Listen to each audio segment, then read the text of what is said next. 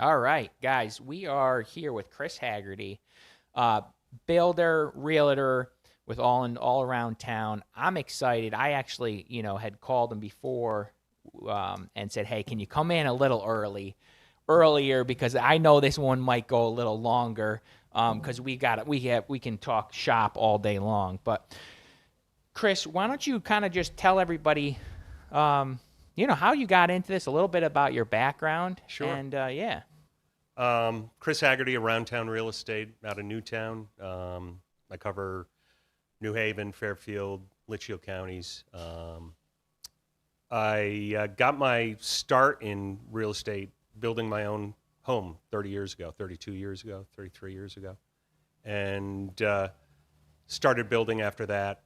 Built over 100 new homes in '08 when the market went south. I transferred right into custom work. Most of the work before was spec building, and went straight into custom work. In 2014, I got out of custom and started doing fix and flips. Did probably, between my prior work and those years, probably did around 70, 75 fix and flip properties for myself and for other people. Finally got my real estate license 5.5 years ago. Should have done it 25 years ago. I've had over 300 of my own real estate transactions. So there's not too much I haven't seen. Pretty much any way that a deal can go together, I've figured it out or had to learn from it. Pretty much it.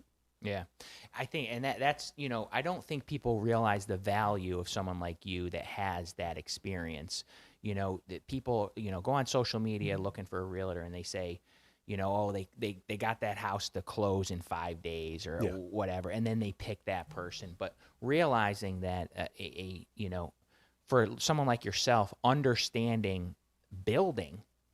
It's there's some realtors out there that haven't even owned their own home. Yeah, everybody's got a friend who's done real estate. Yeah. Every family, everybody's got a friend who's done real estate, Right. And that's who usually gets the business. But that's not the way that you pick your accountant. That's not the way you pick an attorney, a doctor. Yeah. For real estate, really, it's the biggest financial transaction anyone will have in their lifetime. Most people. So you need a really trusted advisor, someone who's got the depth of experience and knows what the pitfalls are and what to avoid. Right.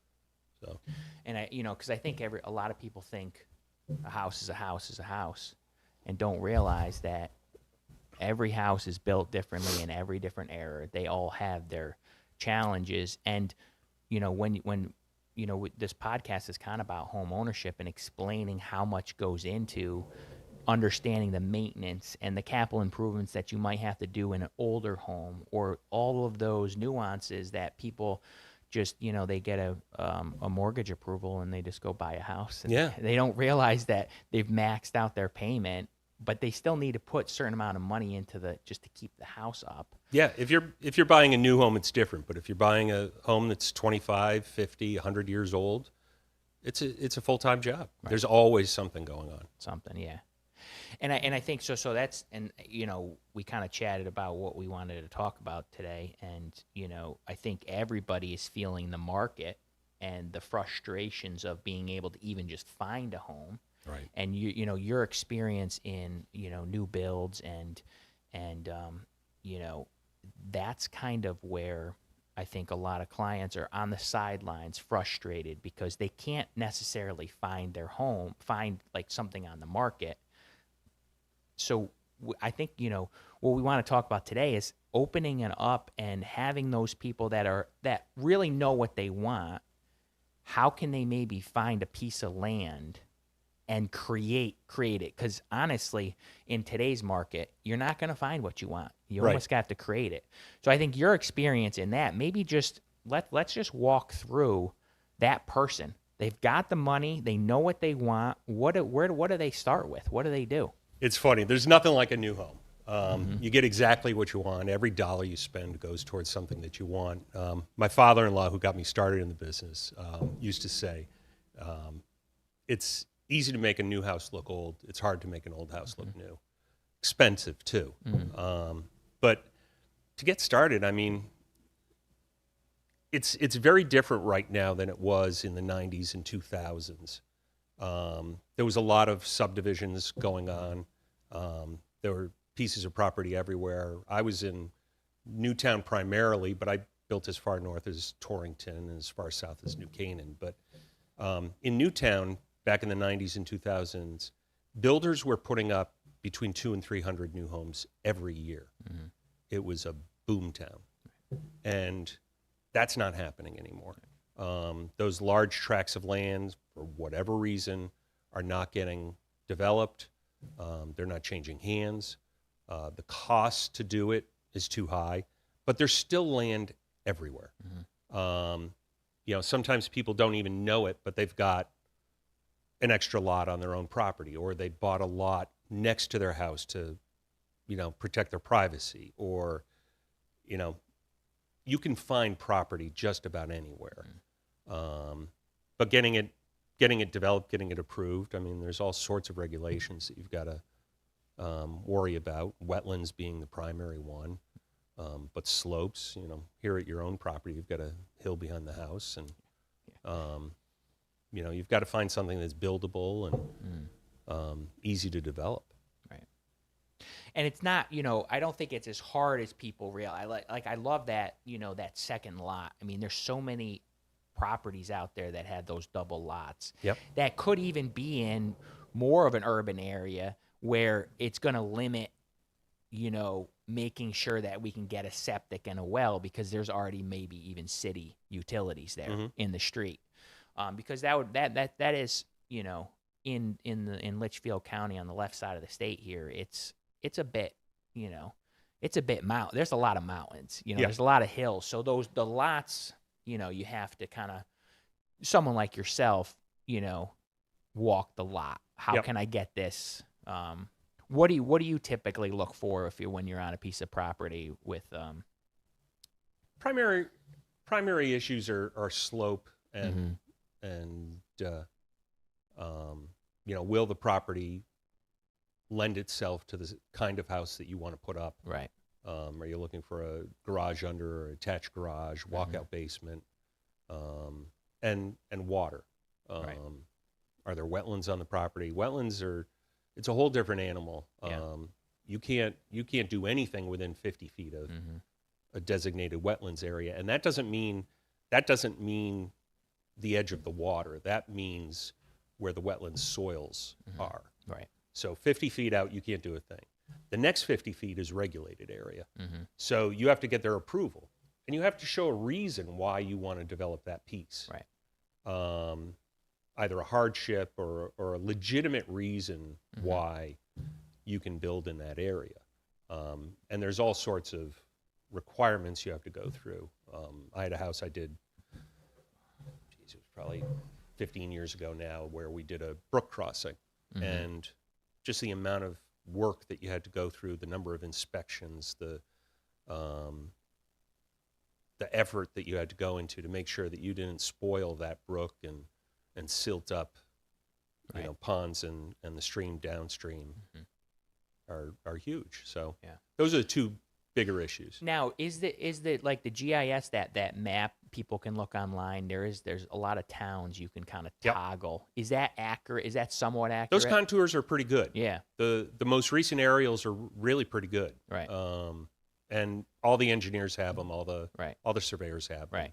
And that's open up to the public. So I think if somebody had a piece of property, or we're looking at a property, a quick search right there, toggle on wetlands. It's usually in yellow, and all you can see it. I mean, I just went and looked at an addition out in Avon, and this guy was like, it's definitely wetlands, and but my backyard's one big stream and this and that. He's like, I don't think I can. I'm like, I pulled it up, and the wetlands were like 4 lots away. Really? And for the neighbor had done some excavation, and it was just dumping water onto his backyard. Wow. So he wasn't in the wetlands. So I was like, listen, we can do an addition. We'll get the water out of, when we do our side of things, we'll make sure we get the water. But when we go to the town to ask for these approvals, Yeah. they don't know that there's water. Yeah. It's not wetlands. Yeah. So maybe that's probably your first, if people have that lot, Mm-hmm. what else there's setbacks and stuff that would be the next. Setbacks, different town. Every town is different on, Yeah. if it's an approved building lot or if it has to get approved, you have to meet a minimum square sometimes, which means that you have to be able to fit a developable box into the lot. So odd shaped lots, long rectangles don't lend themselves to that. You have to be able to put a 200 by 200 box into the lot and not have it be in any of the setbacks or slopes less than a certain percent or can't be in the wetlands. Right. So it has to have a certain amount of buildable land on it. Right. Which is, probably why the reasons why the bigger developers just can't fit anything anymore, right? Because they need to say, okay, I need to put X amount of houses in this area for me to even, put the road in, put all the infrastructure to get my money back. Right. There's an equation they have to go through. Yeah. You look at 30 acres. Well, Right. the zone is 2-acre zone. Are you going to get 15 lots? No. Right.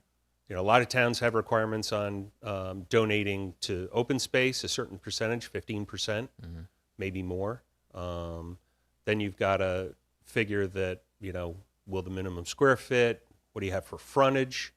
You might get 8 lots Right. out of that. Right. And then, then the developers don't do it, and then we're still back to square one with not enough housing. Yeah. And I've been reading some. We've been in a deficit for years. Yeah. I think, even 2008 when everything kind of crashed, we were still in a deficit. And then it probably, the guys that really got hurt were like, I'm not doing this again. You mean the number of new houses versus? Yeah. Well, we've just come back to where the mean level. Okay. But for the last 8-10 years, we were at a deficit. Right. So we still have to make up all those houses that didn't get built. Right. Right. In a normal market, I think it's 15% of home sales are new. Okay. Right now, because inventory is so tight, they're saying nationally it's about 30%.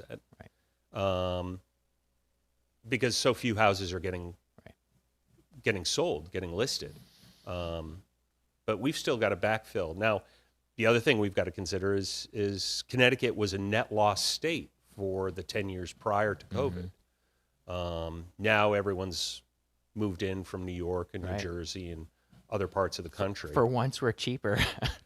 A little bit cheaper, Yeah. but I think that's recovered, because after 2008, the low end of the market, the entry-level houses had all come back to their 2008, their prior to recession numbers. But the middle and the upper levels hadn't, and now they have. But and you wonder with a lot of this stuff too is the numbers, how skewed are those people that have just given up and are sitting on the sidelines, or just saying, hey, I'm not moving out of my parents' house because I've given up. So they're not even part of those those numbers of need. I know I saw something with the governor talking about low income housing, and that's probably when we think of that's not us, but it's the low income housing is usually everybody steps up. So I think he was like 89,000 units in deficit. Yep. But that's also because the upper echelons are holding on to what they have and not being able to upgrade, so that that the lower income housing frees up. So I think it's more of effect across the board. Of that we're short. And you wonder if towns need to sit down and self-reflect and think about having these regulations on these lots be so stringent. It is a form, all of these things that were implemented or are still being implemented are a form of upzoning, Right. making it harder to develop, Right. making it harder for people to get in. Mm-hmm. They're not shutting the door, but they're Right. pulling the ladder up. Right. And but there've been some other things that have kind of helped with that. The accessory dwelling effort, being able to have a apartment either in your home or in a separate outbuilding on your property. Right. That's helped in the affordable housing issue. Right. A lot of what's happening is, as people age, they don't necessarily want to leave their town, Right. but the taxes get so high that, if you're on a fixed budget and your taxes keep going up, you can't afford to stay. But if you could, rent out a portion of your house, or you have a garage that could become a accessory dwelling, then either you move into that and you have the lower cost and you rent out the house, or Right. you've got money coming in. It makes it more affordable for people to stay.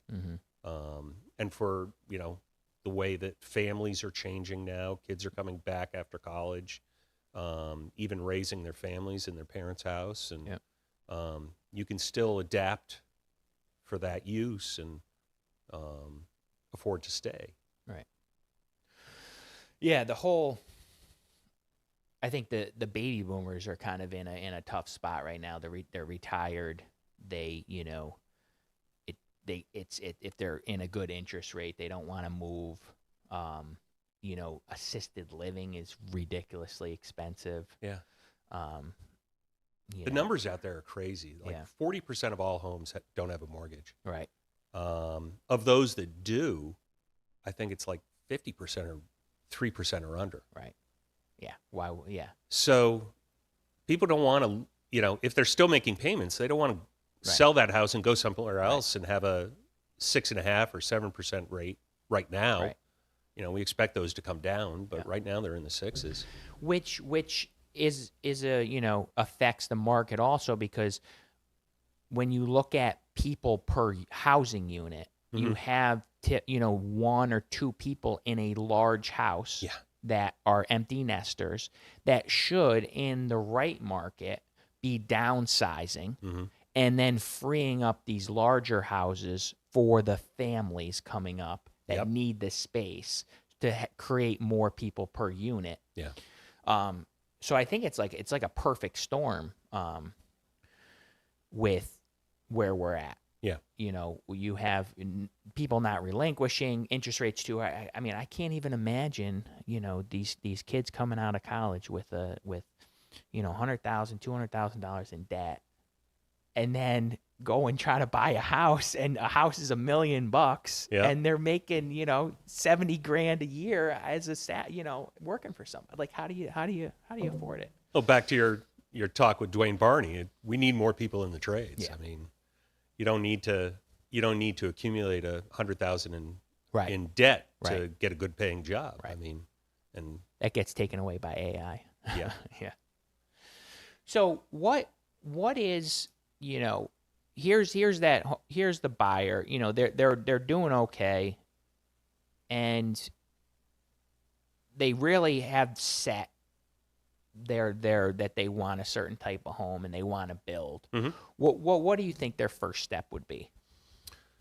Connect with someone who knows the local market. Yep.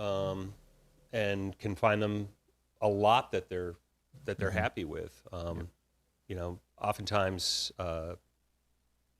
in a lot of the neighborhoods that we built in back in the 2000s, there are still empty lots. Right. You have to kind of bird dog them a bit, but someone bought a lot and planned on building their forever home, and it never happened. So it's still sitting there, or someone bought an extra lot to protect their privacy, or Right. So sometimes there are those lots. It's not just limited to what's on the MLS, because if it's been sitting on the MLS for 6 months or a year, everyone's seen it, and there's reasons they don't want it. I think that's a good point. I mean, we're doing a new construction down in Orange, and it was a it was a development, and Mm-hmm. there was 2 extra lots the builder never finished. Yep. So that's a really good point. Look for something like that because you know that those lots are probably already spec'd Yep. for a certain size home, and half of the legwork is done. The only downside is those may still have deed restrictions on them. Okay. Like you have to build a certain style of house or a Right. certain size house, Right. or someone has plan approval. There was a lot that I was looking at for a client over in New Milford recently that had plan approval, and you had to find someone in the family that originally developed the lot to sign off on it. Mm-hmm. Oh, gotcha. And they really didn't care anymore because no one lived in the neighborhood anymore, but still had to get it done. But once you find once you find a lot, then, it's a relationship business. You have to know someone who can build a good house. Right. There are still cases of builders out there taking deposits and starting a project, clearing the lot and walking away, promising the stars and delivering mud. They lost money on the last 6 houses. They need that deposit. They're behind. It's a little bit of a Ponzi scheme, but but the reality is they're getting screwed. They're not taking the money and going to Florida. They mismanaged or they just got caught up and now, it's a tough business. The team. Yeah. And usually, if you start out with someone like yourself, you already know the right guys. Mm-hmm. And, my wife's a realtor also, and she runs into the transactions too where, the people are like, well, I got somebody to, I've got an attorney or and it's just like, no, use your realtor with your realtor's team. Yeah. You will get the transaction done well. Yep. And it's always the case is it doesn't work when you bring some rando in. Yep. So what maybe would somebody when they're looking at a lot, because you probably you don't want people calling you, obviously you'll take the call, right? But hey, does this one work? I answer every call. Right, for sure. We all do, but like you like to kind of have your client a little bit more educated so they, maybe are doing a little bit of their own research. Sure. What do you think like a good couple steps of looking at a lot would be for them to, before, and maybe they call you first, but for them to do? They're probably going to have to decide. I mean, the best way to go about it is you have to decide where you want to live. Right. And then you work from there. Mm-hmm. Know what town you want to be in. Ideally, what part of town you want to be in. Yeah. Is it close to commuting? Is it close to stores? Is it close to parks? Yeah. Decide that part, and then zero in on that area. Mm-hmm. Biggest problem is people don't know what they want. Mm-hmm. Yeah. And those are the hardest people to build for. Right.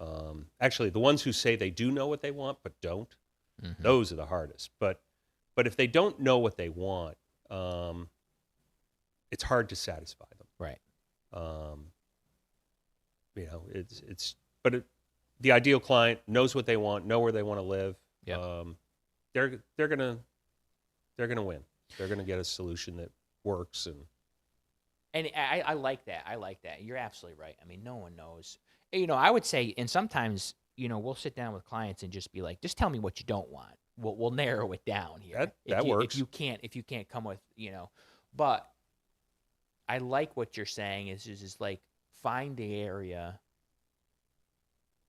and then if you really focus in on that area, you might be able to, scrape up that all of a sudden, hey, this lot is not listed, but now that I've been really looking at this area, this pops out. Right. Or you're looking at something bigger that could actually be subdivided or something, where you normally would have never, if you're just doing a broad net search, you would have never really found it. Right.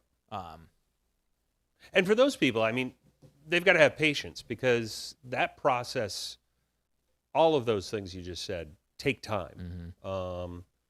If someone comes in and they're, first-time home buyers, they've got great jobs, they've got a great budget, want a new house, know exactly what they want, know where they want to live. Well, it's going to it's going to take time to find that lot. It's going to take, even under ideal situations, it's going to take time setting up the builder, finding a builder who's got time in his schedule to fit them in. He's not already booked out a year and a half.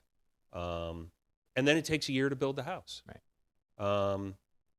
If they don't have patience, just put them into a new construction. If they don't know where they want to live in town, well, they're good lots. There's, Right. you know, every town has a house that's being built for spec. Right. Put them into that. Yep. So what would you say? Is it they want a custom built home.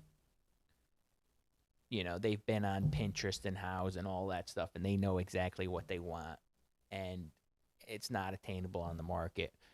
And now they found a piece of property, but it's not even, doesn't have plans. What do you think the time frame is, a realistic time frame? They're 2 years from turning the key in the lock. Yeah. From the day they say go to, you know, having prints done, getting permits, finding the lot, you know, working with the weather. They're probably 2 years from turning the key in the lock. It's good expectations. I know we try to manage expectations as much as we can because, you know, people are, you know, people will have parties planned and, you know, they've already moved in and you're like, no, you gotta push that out. Got a baby on the way, and exactly. we want to be in by September. Yeah. It's not happening. Yeah. That's usually the case. We need more space because we're having twins and they're coming in 3 months. And they'll come for an addition or like doing different stuff. And it's like, you know, addition typically takes about a year, you know, by the time we get the plans through the town and, you know, to actually get it built. So, I mean, new construction with raw land, I mean, 2 years is you know, it's a good expectation. Yeah. Now towns want soil scientists. They want soil studies done, and you know, all that. It just takes, and everyone's got a lead time. Even if your builder is in the click, you know, he's got the surveyor and the engineer that he uses all the time. Right. He's got the soil scientists. Even just getting in their schedules, everything's 2 weeks, 3 weeks, a month. You know, it adds up quick.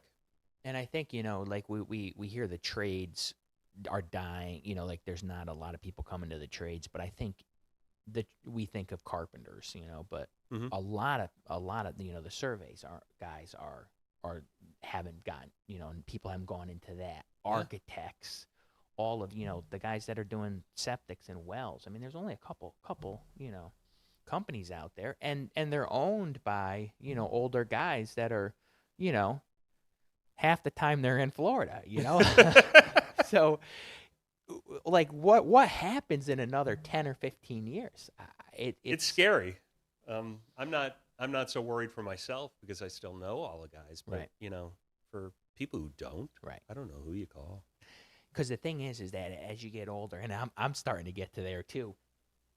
If you know, these guys start to get selective, they can be. Yeah, and they can be. They're only picking up the phone is if they recognize the number. Yeah. And they, you know, they're not as hungry anymore. They only want to do a certain amount of projects a year. They're happy. They're content. So they're not going to take those extra projects. No. So they're kind of, you know, on the downswing. They don't answer every phone call. Right. And even when they do, you've got to have that right key code to get in. You've got to say, so-and-so, Chris gave me your name. Yeah. Don't sound crazy. No. Because they'll never call you back. People don't realize, you know, when it comes to small business, like, you know, the businesses just don't have to do business with you. No. You know, oh, the contractor never called me back. He probably decided not to call you back. He wasn't too busy. Yeah. You know. Yeah, so it is interesting. I mean, I'm excited about the industry just because of, you know, there's challenges, and it's a great time to be in the trades. Yeah. If you can stomach the customer. Right. You know, I got to a point in my career, you know, I was lucky through the recession and everything. I was working every day. But the customers will wear you out. Yeah. That's a whole and lot. when you have to take every phone call, Yeah. they wear you out. It's a whole other podcast right there. No, I think, honestly, what it is, though, is like just the customer is so uneducated. Right. They just have zero clue. You 27 minutes of an HDV episode, they think things just materialize. It looks too easy. Yeah. They don't have an appreciation for the work. Yeah. And a carpenter wants to get $50 an hour. They think that's robbery. Right. Yet, the mechanic you take your BMW to gets close to 200. Right. Right.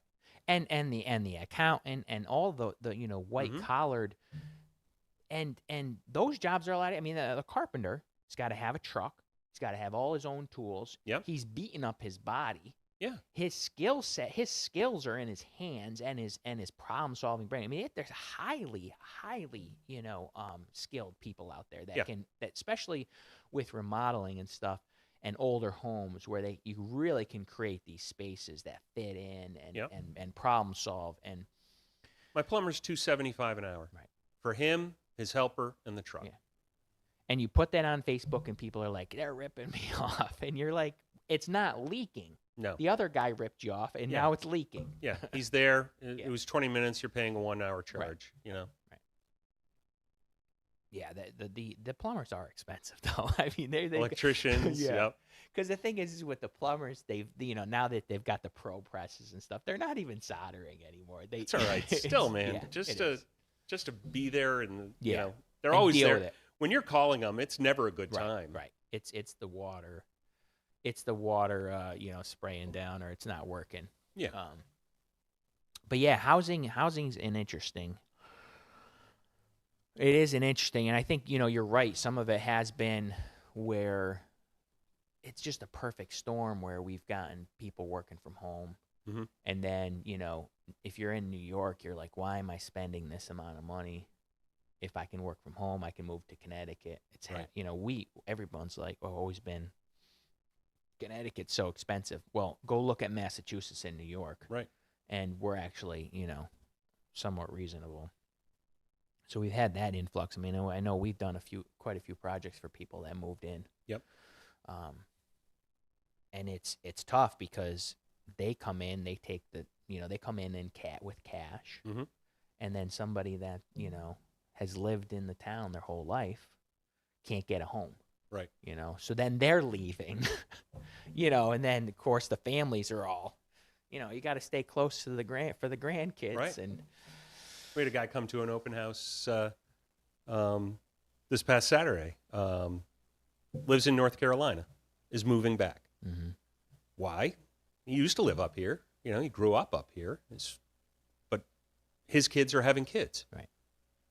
And he wants to be close. Right. So he did that move to North Carolina, had a beautiful place down there, went fishing every day, and now he's moving back. Mm. Florida and the Carolinas aren't as cheap as they were 10 years ago. Right. So it's interesting how that stuff cycles because that was the place, everybody was going down. But, if you grow up in the Northeast, I mean, it's lovely to have these seasons. Yeah. And we go down to Florida a bit, and it's really nice to warm up. Yep. But not to be warm all the time. It's okay for a week. Yeah, exactly. When it's 105 in the middle of summer. Yeah, it's sticky. Yeah.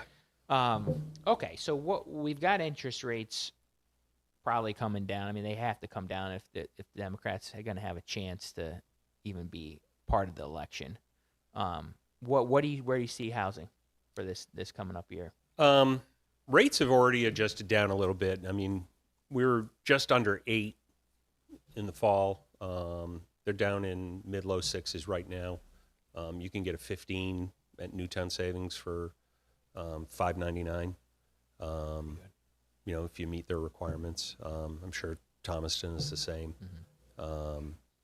But I think the Fed's probably going to cut in March, depending on, what some of the indices. I think inflation numbers were out this morning. I didn't see what they were, but they'll probably do a 1/4 point in March.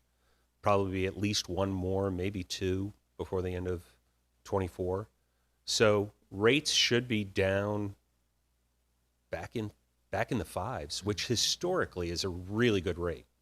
You know, we got spoiled for so many years with, you know, 2 3/4 and 3% and 3.5%, and we're not going back to those. Those aren't going to happen.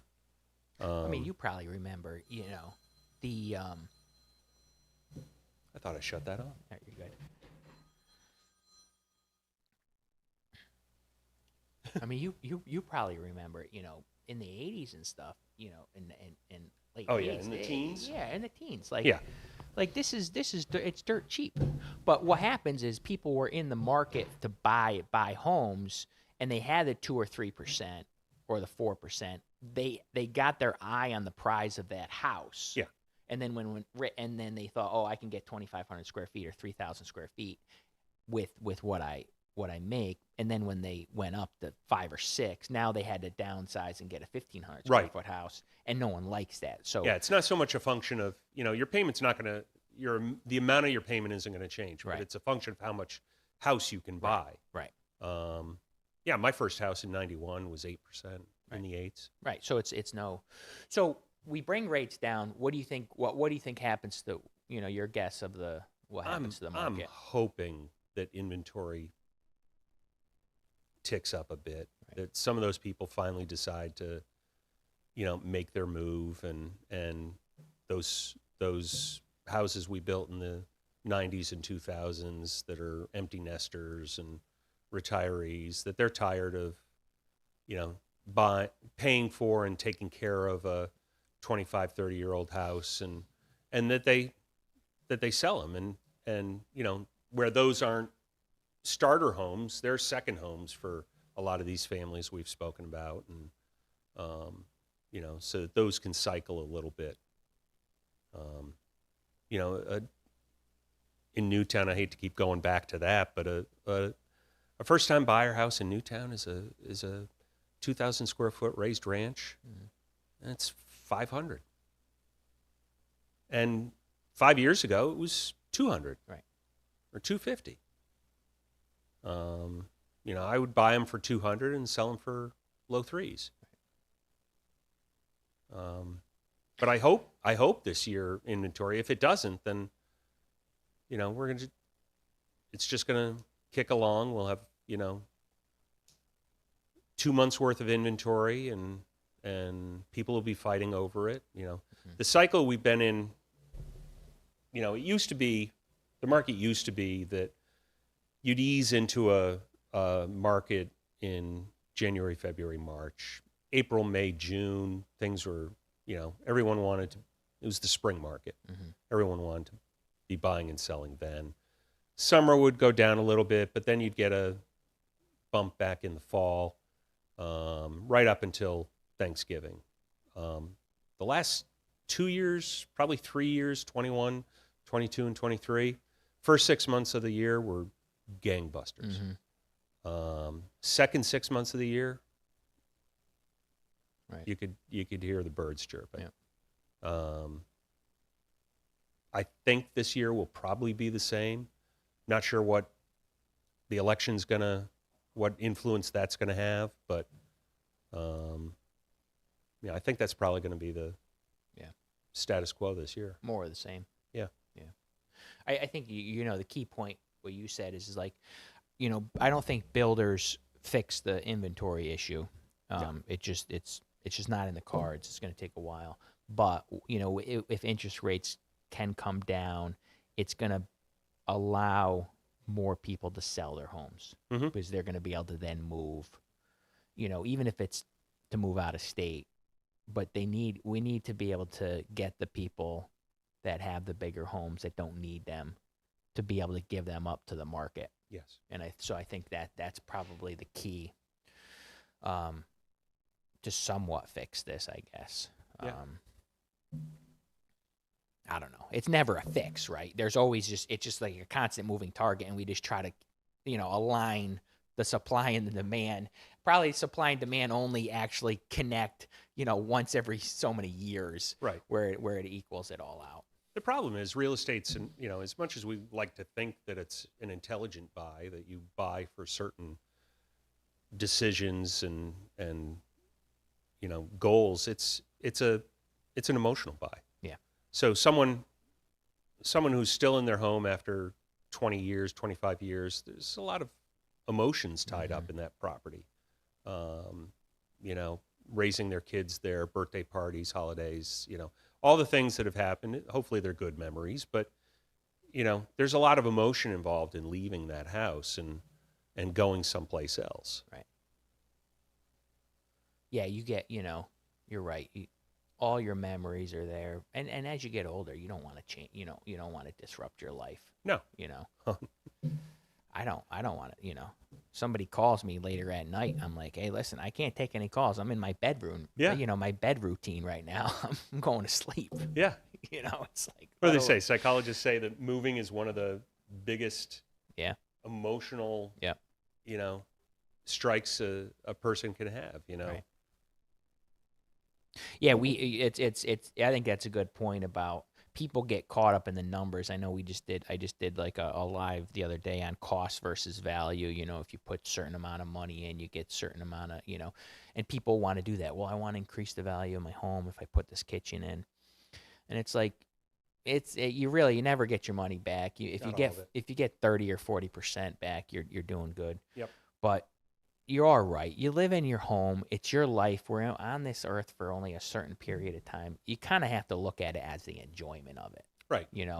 And when we sit down to consult people, my first question is, how long are you going to be here? And if they're like more than a couple of years, I'm like, then do whatever you want. Right. You want purple cabinets, put purple cabinet. It's for you. Enjoy it. Right. Don't think about it all about the dollars, because all, markets swing, trends swing. Yep. And you kind of just have to relax about it, I guess. Yeah. Figure it out. So, that was a quick 45 minutes. Wow. Anything else? Anything else you want to, give out? I don't know. We're always looking for houses. A good one, I represent a lot of builders, a lot of guys that do fix and flips, and something else where, it's just a part of the business, people not just aging out of their homes, but the homes surviving the owner, and families, everyone's left, everyone's gone off to different corners of the country, and there's a house sitting there in a neighborhood, and someone needs to buy it. We make it very easy for people like that to, an estate sale or something like that. Right. And those are generally very good, fix and flip opportunities, Right. or even for, first time home buyers to buy, because they're generally well maintained. They're just dated. Right. So you've got the 80s kitchen with the white melamine and the oak band at the bottom of the cabinet door, and so they do a kitchen and baths and refinish the floors, and So don't maybe that, for the buyer, don't be intimidated by a reno if the house is good. No. Because I think people are. I think a lot of people don't remodel just because they're scared. Well, a lot of people don't know how to do it. Yeah. And those that will try it and because they've seen it on TV, tend to do more harm than good. I know you've walked through those homes that you're like, I can homeowner see was it. definitely at it. Go right down to the basement and see their tools. You're like, oh, geez. Yeah. They've been playing around. If your tools are outlined on your pegboard, Yeah. No, but I think that was a culture back in the the 50s and the 60s. People did. Yep. They did their work on their homes, but I think a lot of stuff has got more. I think maybe had more time back then, but things have been more complicated too now. Heating systems. You need a lot of the heating system. Even the installers need to bring in the reps. right? That are tech, because it's all computerized. You have to, you're tweaking all the parameters of stuff. Yeah, it's all about efficiency. Yeah. So it is interesting. You leave it to the pros. So do you think like, the problem is there's not enough flippers out there either. No. So it's almost going back, because back we saw that in 2008 with when all those foreclosures. We did a lot of, FHA 203Ks and stuff because there was so much distressed houses that the flippers were flipping as Right. much as they could, but there was just the stock was enormous. So, the banks were really pushing the renovation loans so that trying to get the homeowners to be somewhat flippers. Get it off the books. Yeah. Yep. And I think it's the same. It's going to be the same case as if the baby boomers start to move out of their homes. They haven't done. It doesn't make sense for them to renovate if they're leaving. No. So there's going to be a lot of sell the house, let the next person do it. Yeah. So, any advice on that for homeowners?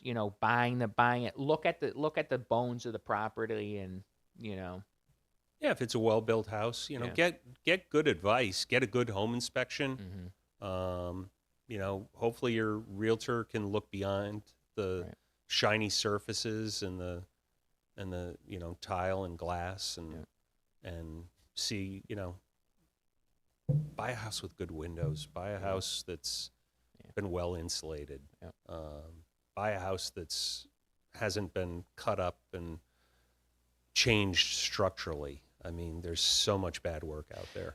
When you're stepping up and stepping down and you're still on the first floor, Yeah, that's a little bit of a sign that somebody was adding additions here and there and not matching the floor lines. Yeah, any addition that's been put on piers, Yeah. I try and steer away from those houses. If you're going to do something, do it right. Put a foundation in. If someone's doing work and the goal is to be cheap, you're going to get cheap. Right. Yeah. What is it? They say you can have fast, good, or cheap. You can pick one, but you can't get more than one. Yeah. Facebook wants all three of them. Oh, of course. Everyone wants it. we're getting into the point where just say, don't do the project. You don't have the budget for it. Take the sale away. Yeah. Because you're going to force this. And you can go find somebody that might be able to do it. Yep. But they're not going to be able to do it right. This is the market rate for your project. Go find it for cheaper. It's just going to be a disaster. Yeah. Just wait a couple. Even when it comes to kitchens and bathrooms, if you can't really do it right, just wait a couple years. Yeah. And then put that extra, because sometimes it's only $5,000 or $6,000 to really have a better to upgrade those fixtures or upgrade, to do a little bit more tile or something. And you're going to be happier about it. Yeah. What is it? The sting of a high price goes away quicker than than poor quality does. Right. Yeah. You look at something that was done poorly, you're going to be looking at it every day. Every time you walk in that room. Yeah, you'll forget about the number.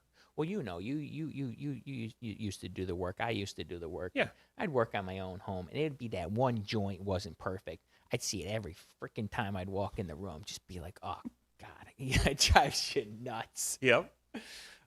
So it's your home. But awesome, Chris. This was a lot of fun. Thanks for bringing me in. This was great. Yeah, and I think we definitely have to have you back on at some point. Sure. We can kind of get into more of the building of homes. People, out there, don't hesitate to think about new construction.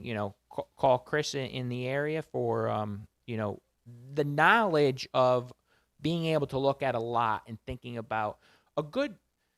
Real estate transaction is getting to the finish line, and the experts know what to look for to avoid the pitfalls so they can get you to the finish line. And I think people don't realize that, a smooth transaction has a lot of knowledge behind it, and knowing what the right questions to ask and look for those. It's unfortunate, but experience doesn't come from the wins. Right. It comes from the losses and the mistakes. Yeah. And I've got a heaping pile of experience. Yeah, me too. Me too. and it's gain. It's expensive to gain. Yeah. But having that experience, I think I bring a better experience for everyone. Yeah. Awesome. Thanks again, Chris. Thank you. Yeah.